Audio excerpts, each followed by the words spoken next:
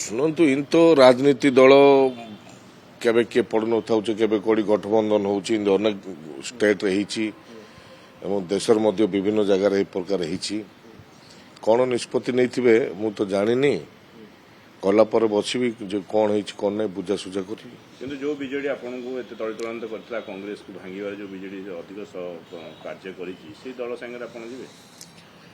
ହଁ ସରକାରରେ ଥିଲେ କ୍ଷମତାରେ ଥିଲେ ତ ମୋତେ ଭଲ ନାହିଁ ଅନେକ ଲୋକଙ୍କୁ ଏପରି କରିଥିଲେ କିନ୍ତୁ ସେ ଲୋକମାନେ ଆଜି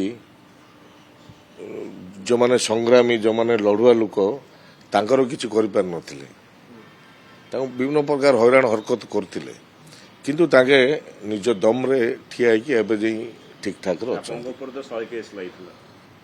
ଦେଇଥିଲେ ଗୋଟେ ସମୟ ଥିଲା।